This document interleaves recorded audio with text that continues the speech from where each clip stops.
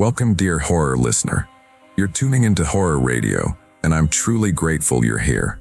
Whether you're a long-time listener or just stumbled upon this channel, thank you for joining me for another scary tale.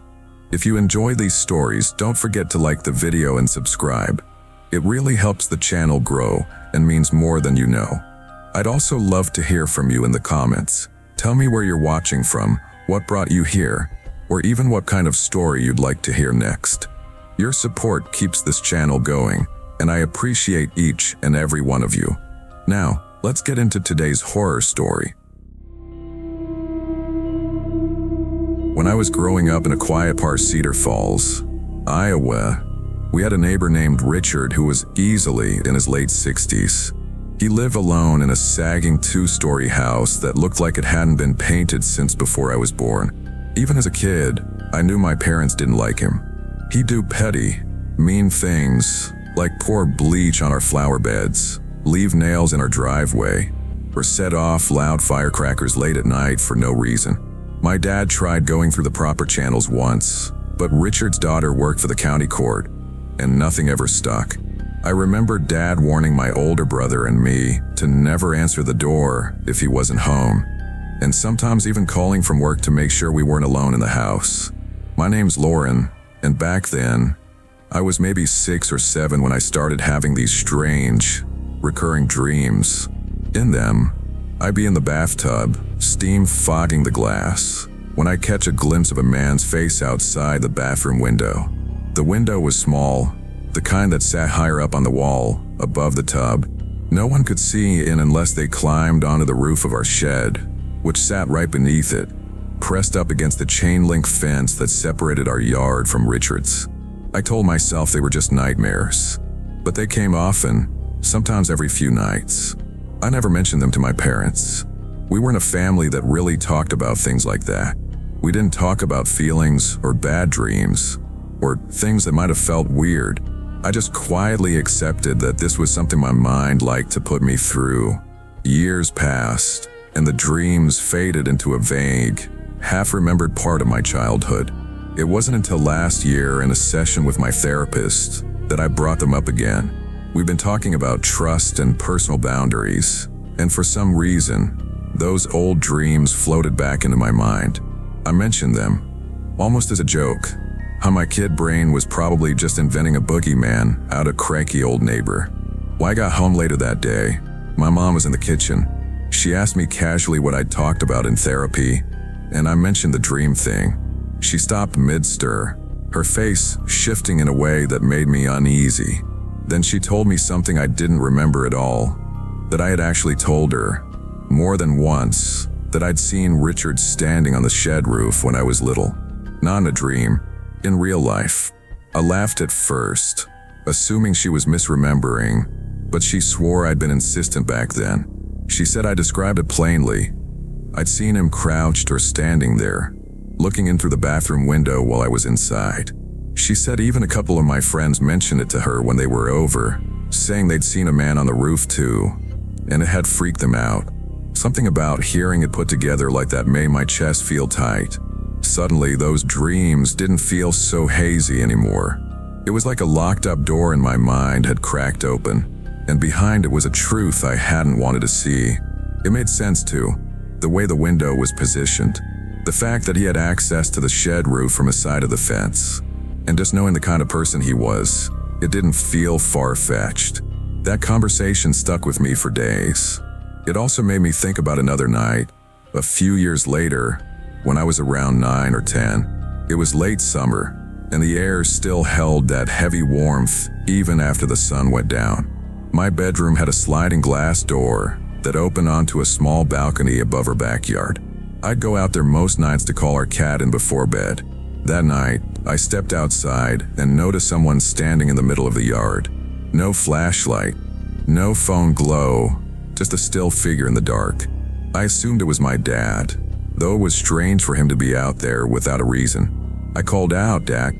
The figure didn't answer, but they lifted their head toward me. My eyes had adjusted to the dark enough to see that it wasn't my dad. The person was taller, thinner, and the posture was wrong. It didn't feel like they were just out there.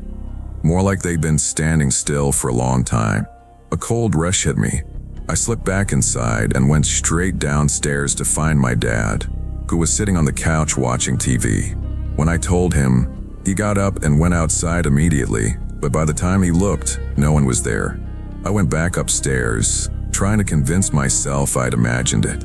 But when I stepped onto the balcony again, I caught sight of Richard's back door closing, not slamming, just slowly shutting, like someone didn't want to draw attention.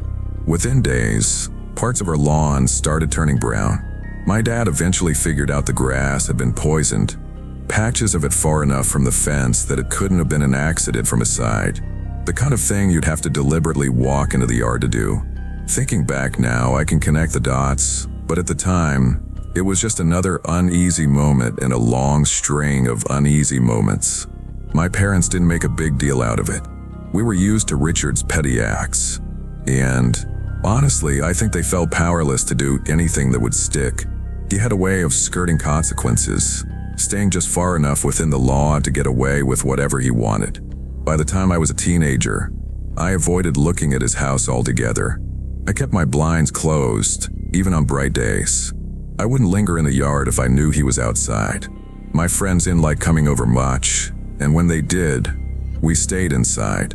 If we heard the creak of his back gate, conversations stopped until we were sure he was gone. Richard died when I was 19. Heart failure, I think.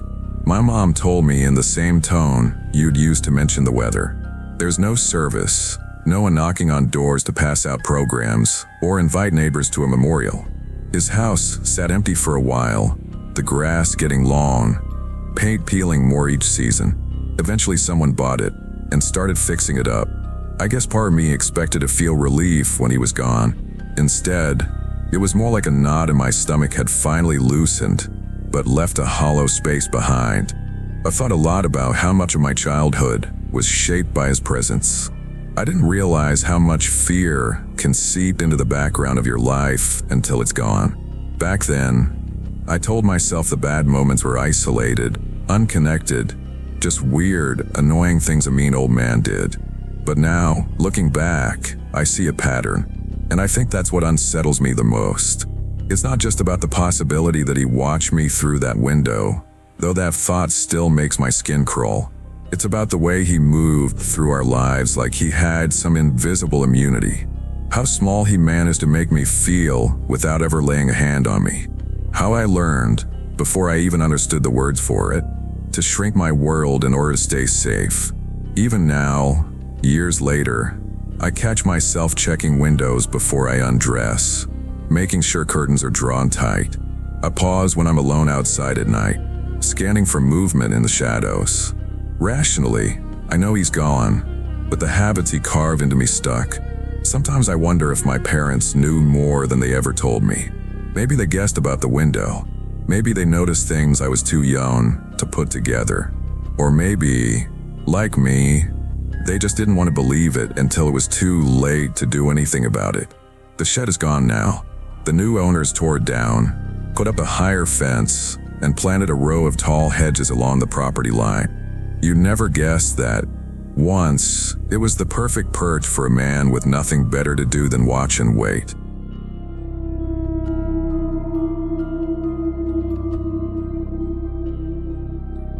I moved into a small single-story house on the edge of a quiet cul-de-sac in Franklin, Tennessee, about 4 months ago.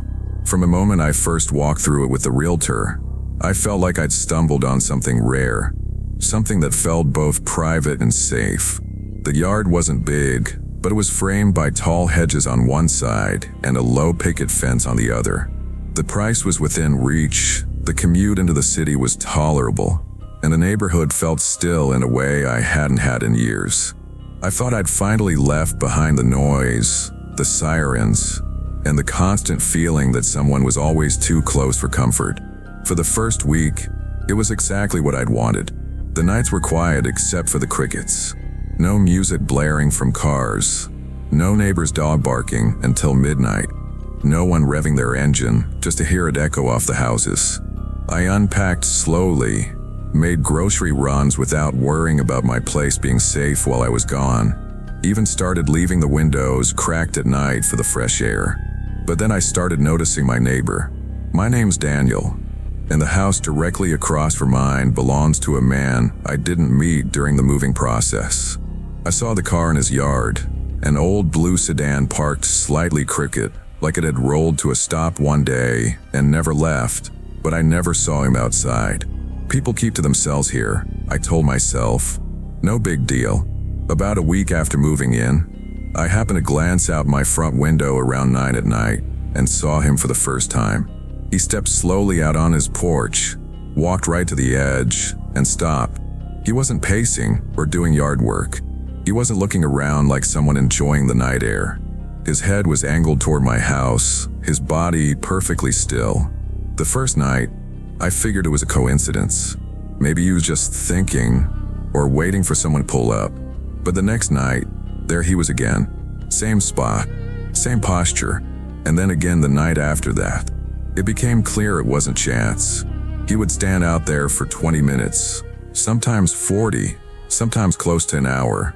He never shifted his weight much, never pulled out a phone, never smoked a cigarette, just stared. One night, I decided to test it. I stepped outside with a cup of coffee and leaned against my railing, looking straight at him. I wasn't aggressive about it, just holding my ground. He didn't flinch, didn't turn away. If anything, his focus sharpened.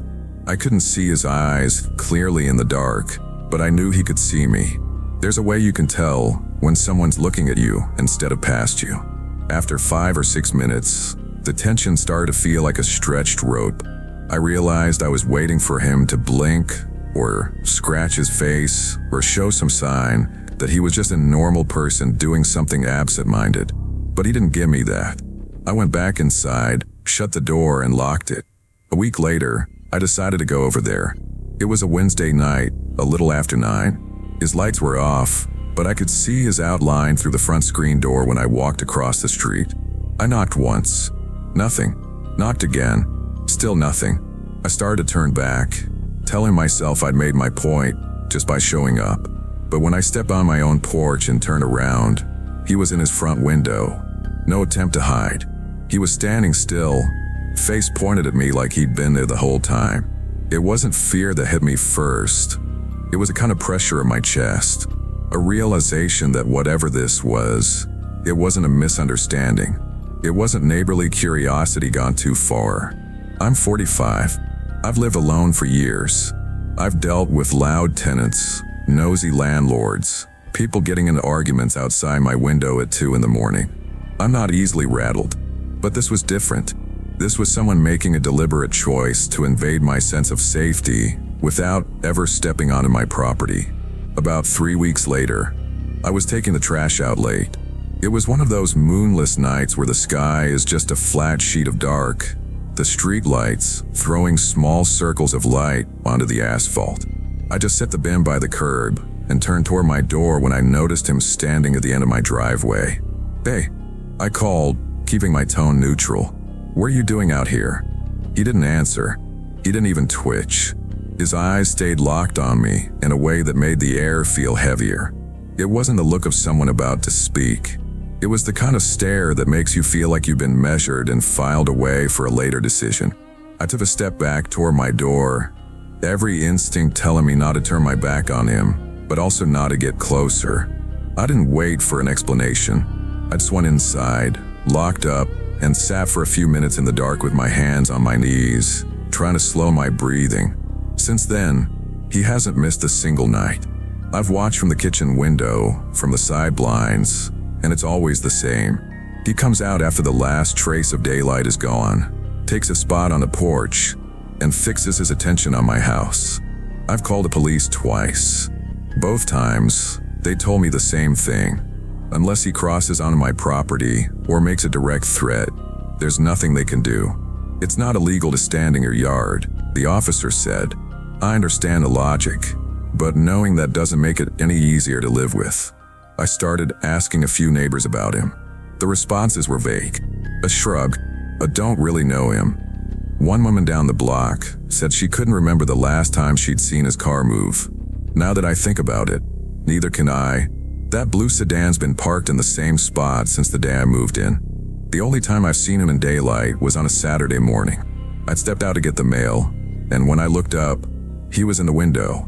The way he stared at me then was exactly the same as at night, still unblinking, like there was no reason to look away. It felt wrong to be standing there in full daylight with that look trained on me. I've started pricing security cameras and motion-activated floodlights. Money's tight, but I'll find a way. I've never owned a gun, but lately the idea has been circling in my head more than I'd like to admit.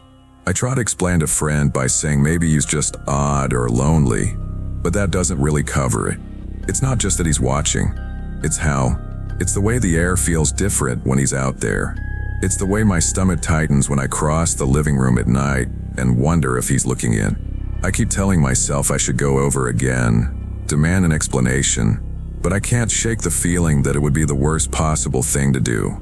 There's something about the way he watches that feels patient, like he's fine with this arrangement, whatever it is, and I don't want to give him a reason to escalate.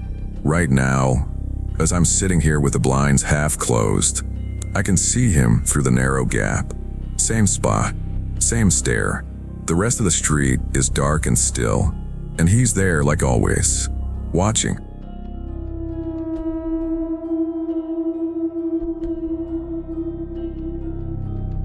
There's a place in northern Nebraska called Bristow Hollow. If you blink while driving through it, you miss the whole thing. A few dozen houses, a gas station with 2 pumps, a diner that's been there longer than most of the residents, and one dusty post office that shuts its doors by 3:30 every afternoon. I've lived in bigger towns, but somehow this one has a way of making you feel like the streets are always watching. Maybe it's because everyone here knows each other's business before you've even lived through it. Or maybe it's because there are only 19 people in the whole place, and any change feels like a tear in the fabric of the town. My name's Mark, and I moved here 8 years ago from Omaha, looking for somewhere quieter after my marriage ended. Bristow Hollow seemed perfect. Cheap property, no crime to speak of, and neighbors who waved even if they didn't know you. But that was before Tom Willis disappeared. Tom was 62, wiry, and sharp-tongued in a way that could be funny if you weren't on the receiving end of it. He lived alone in a faded yellow house near the crossroads, the kind of place where the curtains always seemed to be drawn no matter the time of day. His only regular companion was a black lab named Rudy.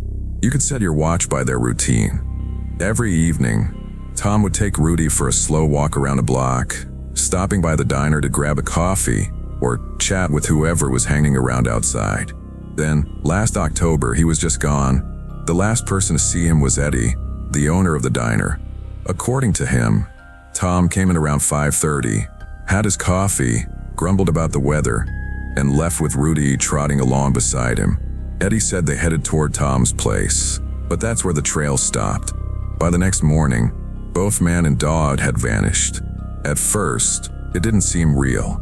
In a place this small, you expect to bump into everyone at least twice a day, at the gas pump, the post office, or walking down Main Street. But the days kept passing, and Tom didn't turn up. No one saw him leave. His truck was still parked in the driveway. The house was locked from the inside. The sheriff's office out of Whole County came to check things out. They didn't find signs of forced entry. Nothing stolen, nothing broken. No. The only thing missing was Tom, Rudy, and the jacket he always wore this time of year. When something like that happens in a big city, it gets filed as one more unsolved case. But in a town like this, it's like dropping a match in dry grass. Suspicion spreads fast. Everyone had their theories, and most of them weren't whispered quietly enough to avoid getting back to the person they were about. Some pointed the finger at Eddie, the diner owner. He and Tom had a history. A few months back, Tom had accused Eddie of overcharging him, and then told anyone who'd listen that Eddie watered down the coffee. Eddie told me once that Tom was just looking for reasons to pick a fight, but I've seen Eddie's jaw clench when Tom's name comes up. Then there was Margaret from the feed store. She lived next door to Tom and swore he'd been dumping yard waste, and sometimes worse, over a property line. They'd had it out in the middle of the street one Saturday morning, loud enough that half the town heard about it before lunch. Margaret told anyone who'd asked that she wasn't sad to see him gone, which, in hindsight, probably didn't do her any favors. There's even talk about old man Fenton, who lives on the far edge of town near the marsh. Fenton's always been a bit strange, keeping to himself, and more than one person has joked about him knowing how to make someone disappear if they crossed him. The theory went that maybe Tom wandered too close to the marsh with Rudy and ran into trouble, either from Fenton or from the land itself. Folks around here know better than to wander into that mess after dark. And of course, there was the simplest theory. Maybe Tom just left, packed up Rudy, threw a few things in his truck, and took off for somewhere no one could bother him. But that didn't hold much water with anyone who actually knew him. Tom complained about everything, but he wasn't the kind to walk away from his house, his dog's bed still in the corner, and his half-finished crossword on the kitchen table. Weeks went by. The sheriff's office ran a few searches, brought in a dog team, even checked the marsh, but nothing turned up. The official line was that they couldn't roll out foul play, but there wasn't enough to point to anyone. The thing about living somewhere this small is that not enough is just another way of saying everyone is suspect. People started looking at each other differently. Conversations trailed off when someone walked into the room. I'd see neighbors keeping their doors locked in the middle of the day, which I'd never seen before in Bristow Hollow. For me, it was the silence that got under my skin. I walked past Tom's place, and it felt wrong, like the air around it was heavier. The curtains were still drawn, the grass slowly growing uneven in the yard. The mailbox stayed empty after the post office held his mail, but it still leaned slightly open like it was waiting for something. One night, about a month after he went missing, I couldn't sleep. I was sitting on my porch when I saw movement across the street. Someone standing on Tom's lawn, just barely visible in the dim light from the corner lamp. I squinted, trying to make out a face, but whoever was turned and walked toward the side of the house before I could call out. I told myself it was probably the sheriff doing a check, but the more I thought about it, the more I realized it was too late for that. The next morning, I walked over. There were fresh footprints in the frost leading from the curb to the side of the house. They stopped at the basement window. The lock on that window looked newer than I remembered, like it had been replaced recently. I didn't tell anyone. I don't know why. Maybe I didn't want to get pulled into the swirl of theories and accusations. Or maybe I didn't want to say out loud that I thought someone was still going into that house. After a while, life in Bristow Hollow started moving again, at least on the surface. Eddie's diner stayed open. Margaret kept running the feed store. The sheriff stopped coming by as often. But underneath it all, you could feel the fracture. People were polite, but trust didn't flow as easily.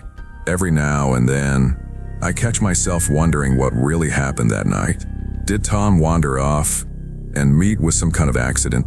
Did someone lose their temper one last time and decide to make it permanent? Or is he out there somewhere, alive, choosing not to come back? It's been nearly a year now, and Rudy's gone too. No one knows if he ran off, was taken, or something else entirely. The yellow house still stands with its curtains drawn. Sometimes I think about knocking on the door, even though I know no one will answer. In a town of 19 people, it's impossible to disappear without leaving a shadow behind. And in Bristow Hollow, that shadow seems to fall on everyone.